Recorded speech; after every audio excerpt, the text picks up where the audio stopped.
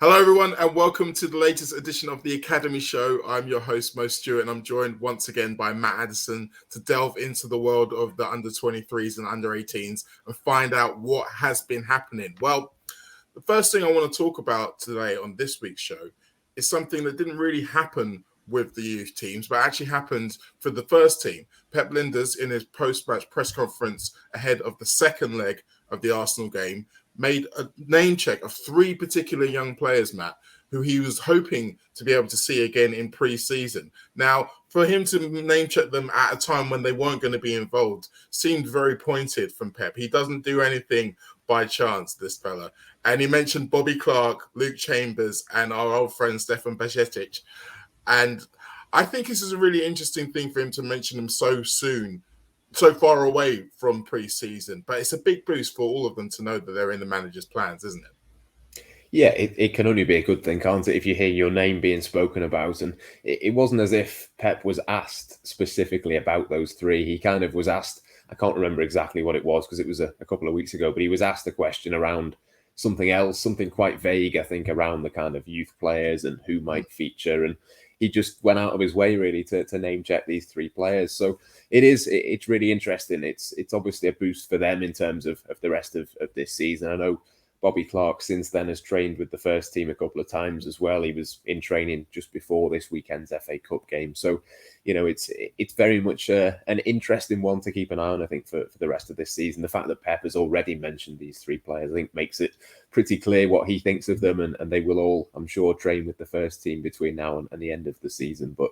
yeah, all three of them, as I'm sure we'll come on to talk about, really, really exciting. And it is interesting. Quite often, when you have press conferences and you speak to Jurgen Klopp or whoever it might be, they don't really give too much away. They try and kind of just keep it fairly plain and try and keep it simple and not give too much away. But yeah, Pep Lijnders is very much the opposite of that. He's very keen to put out things that maybe other managers wouldn't do, which obviously is great for us, and it gives us stuff to talk about as well.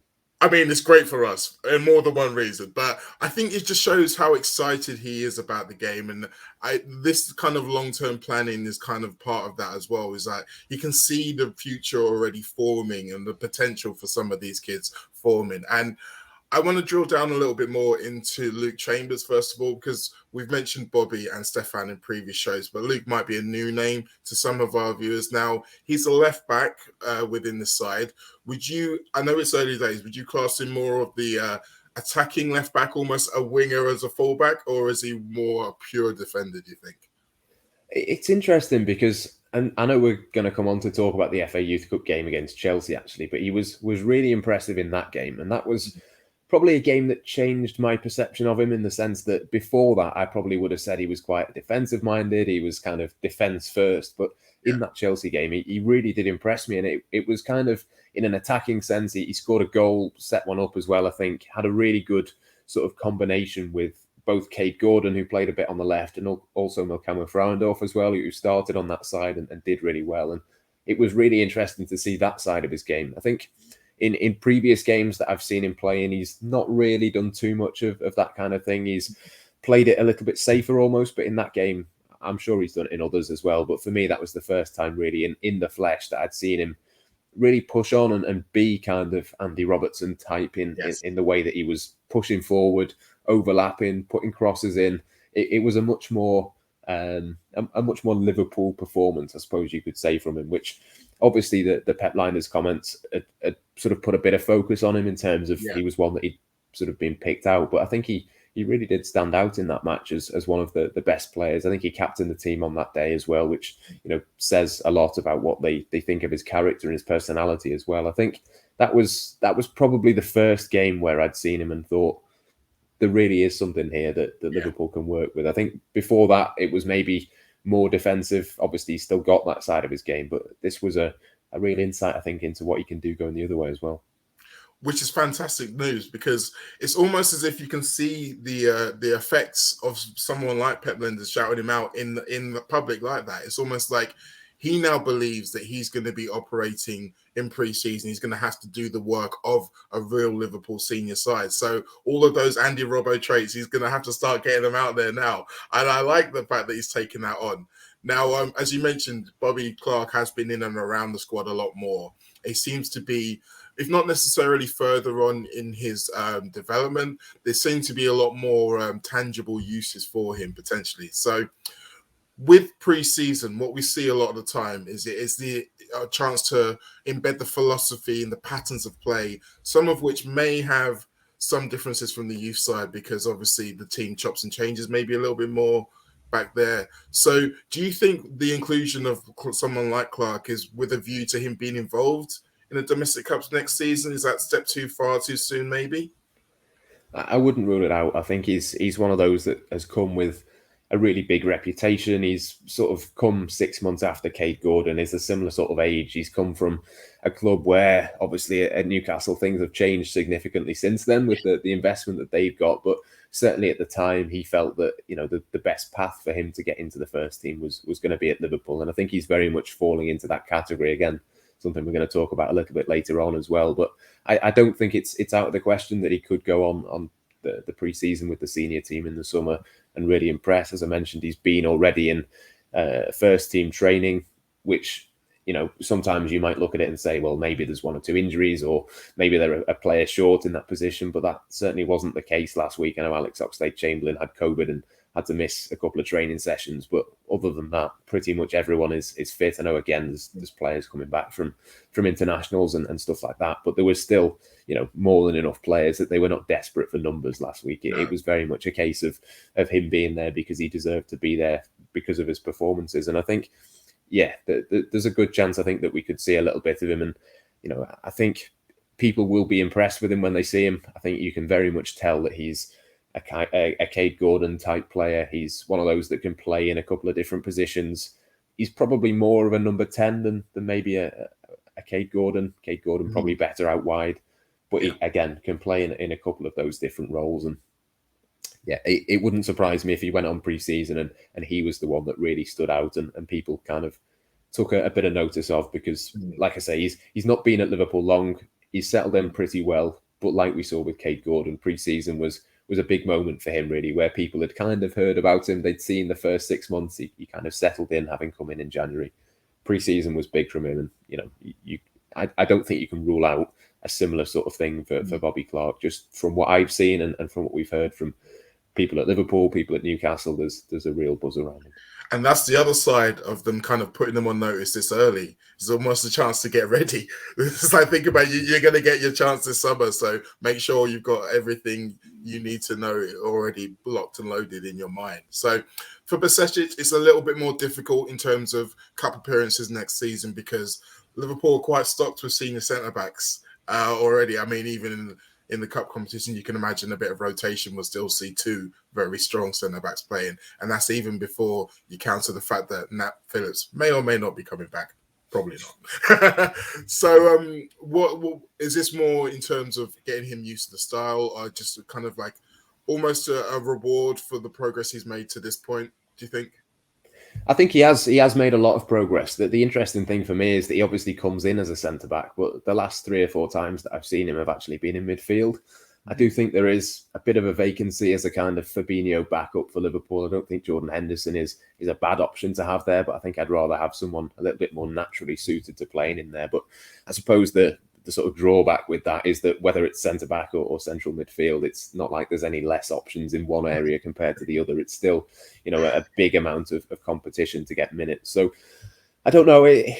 I do think that he is a real talent. I think it would partly be a kind of a reward. He's probably less likely to get minutes in cup competitions just on the basis of it's probably harder to throw in a youngster at centre-back or central midfield than it is to put them in the front three. I think that's probably a fair thing to say about him. I think he is a real talent. He looks really good on the ball.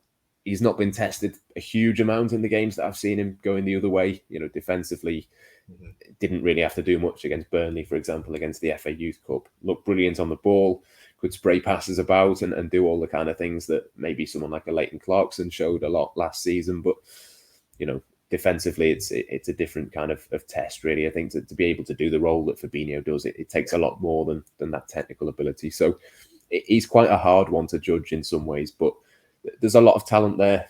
probably less likely to be involved in terms of the first team next season. But moving forward, who knows? He's certainly got the talent.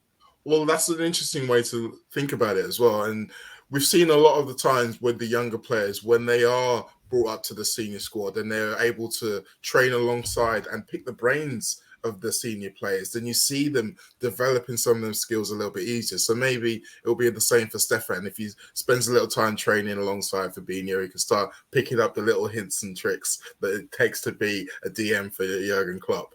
Now, speaking of midfield options in particular, the youth team has been quite a focus for that, because we've seen, obviously, Curtis Jones has come through in the last few years. We've got Harvey Elliott, who's kind of been someone who a young English talent who we've taken at the right time and we've allowed to develop in the youth team. Obviously, young English talent seems to be the de rigueur around at the moment. Obviously, we've got the links with Fabio Carvalho. We've had links with Jude Bellingham as well. It's something that Liverpool have done in the past. We've seen it in working all the way back with someone like Raheem Sterling. I think of Joe Gomez himself as well. So this is not a new tactic, but do you think it's something that Liverpool are focusing a little bit more of a priority on than they had done in the last couple of years or so? Yeah, it's definitely a kind of trait, really, that's happened too often for it to be an accident. I think there's obviously Bobby Clark that we've mentioned, there's Kaide Gordon, there's Elliott, there's players from abroad, which is more difficult now with Brexit regulations, but you'd look at someone like a Musialowski or a Fraundorf in that kind of area of the pitch as well. It's obviously not just in terms of the attacking options, but I think it makes sense in terms of the attacking players being most easily able to slot in when they're younger. They also probably cost a little bit more than other areas of the pitch. So if you're going to try and save money in a certain place, you might as well try and make it a player who could potentially go on and do what Raheem Sterling has done, or what, I don't know, Jadon Sancho or someone like that has done. If you get them at the right age, they can take off and get these big price tags attached to them. So yeah, it's very much, try and get the best young British talent. Fabio Carvalho is certainly one in that kind of model. I know he was obviously dual nationality, isn't he, with Portugal, but he plays for England's youth setup, so he would be able to fit into that sort of homegrown quota, which is hugely important. It's also a lot easier now with the Brexit regulations to get hold of young British players rather than going abroad and getting other players in other areas. So yeah, it's definitely something that Liverpool are very conscious of getting these best players coming through. And I think they've done it long enough now that there's a kind of pathway. I'm sure, when they were speaking to Fabio Carvalho, they can use, plenty of players as reference points and say, well, look, Harvey Elliott has done it. Other players have done it. You're going to do it. Other players behind you are going to do it. It's very much a conveyor belt of talent. And I know Manchester City have got Phil Foden coming through. They've got one or two others that they're, quite pleased with. Again, Chelsea have done it with a couple of players, Mason Mount, Reece James. But again, that kind of came when they weren't able to make transfers and they were able to more easily put those players in. I think at Liverpool, it's just part of the strategy. It's part of what Jurgen Klopp has done, and obviously what will happen beyond Jurgen Klopp as well. It's very much just a thing that happens now. And I think if you can say that to these young players, it's almost like you can become one of those Borussia Dortmund or Leicester or a team like that, but also you're at the absolute top end as well. It's not a case of having to sell these players. You can get them, you can play them, and you can keep them. And that's the best of all worlds, really, isn't it? Because the reason why we might lose out to a player to a Leicester or a Dortmund is because they may feel like they can offer them more minutes. But as you mentioned, we've got ample evidence of young players getting opportunities, not only through injuries and misfortune, but also just through playing well and developing through the side. And you mentioned, obviously, Manchester City. Some of those players are doing well, but they're still kind of involved in dead rubbers. I mean, Harvey Elliott started against Chelsea. I think that's something that you can quite easily point to if you're a young player. And even if you think about some of the players who haven't worked at Liverpool tried, I think of the likes of Bobby Duncan, Ryan Brewster, even Dominic Solanke probably falls into that category. They have since been able to go on and develop. Solanke's now a fantastic striker. Brewster's still just getting his career back, but he's still playing at a high level. And Duncan is still technically playing for his team in Serie A. So even for the players who aren't successful at Liverpool, if you're a prospective father of a young player, then you're going to look at Liverpool and think, regardless of how it works out at the end, you're going to get benefit from joining this club. Yeah, exactly. That pathway is there. And obviously not all of these players can make it. All of the youngsters that they bring in are not going to play for Liverpool long term, because you can only put 11 players on the pitch at once. And unfortunately, there's more than 11 good young English players at the moment. It's one of those things where they are going to have to find at some point a new home for some of these players. But again, that's all part of it, isn't it, for Liverpool? If they sell them to a team that's maybe a level below them, but still, I don't know, is still a Champions League team, even though there are still teams that fit into that category. And of course, Liverpool will be able to have things like buyback options. They will have, sell-on clauses. They've done all of that with Brewster. They've done it with other players. It's very much a part of the process. And I don't think it will ever become a problem. There is a little part of me that thinks, if they stockpile too many of these players and suddenly players start to think maybe the pathway is being blocked, it could go the other way. But I just think it's, at the moment, at least for 2 or 3 seasons, it's going to be okay anyway. But even after that, there is obviously examples of players where you can sell them on. And even someone like, you'd look at, say, Tammy Abraham at Chelsea, I'm sure, if in an ideal world, they'd have rather have kept him, but decided to move him on and could potentially bring him back at some point in the future. I think it's just the way that the big clubs move, isn't it? It's certainly, Real Madrid, PSG, you look at these sorts of teams, they've had players come through, they've played them, they've made money on them, they've moved them on and then brought them back. It's not the end of the world if you have to do that either. So yeah, it's all looking good for Liverpool, I think, in that sort of regard. And I'd be surprised if Fabio Carvalho didn't come in the summer, because even though the whole of Europe is after him, the sort of the project, almost for want of a better word, at Liverpool is very much there and easy to see. I think so. And for a lot of those other teams that might come in, there so much of what they are doing is still up in the air. Whereas for Liverpool, he's already been given a clear plan of exactly what his future will be in the short to medium and even long term. So yeah, I'm as confident as you are. Now, you mentioned Chelsea there a couple of times. And so it's probably time to go onto our results roundup and start, unfortunately, with a defeat to Chelsea in the 5th round of the FA Cup for our under-18s. Having got through the last round quite comfortably against Burnley, it was a strange game, I think it's fair to say. Liverpool looked comfortable in terms of the result for quite some time, and then it just turned. And Chelsea are a good side at this level, so there's no shame in that respect to losing to them. But 3-0 up at home, 20 minutes to go, and you lose the game. Yeah, it's tough. It's going to be a tough one to take. These boys are going to remember this for one way or another, aren't they? Yeah, and that was the kind of impression I got speaking to the manager at the end of the game. It was kind of like, well, yes, you can learn quite a lot from these games, but we'd rather they didn't have to learn from that. We'd rather they didn't manage to concede 4 goals in 20 minutes. I mean, yeah, it was a bizarre game, to be honest. I think Liverpool were probably slightly fortunate to be 3 up, but probably maybe 2-0 would have been more reflective of how the game was. They did sort of make the most of the chances when they had them. They finished pretty well. As I mentioned before, Luke Chambers even, scoring the goal. There was, a goal, I think, for Kaide Gordon in that one as well. I mean, it was a good performance. It was a performance that should have sort of been 2-0 up. You kill the game and it just finishes 2-0.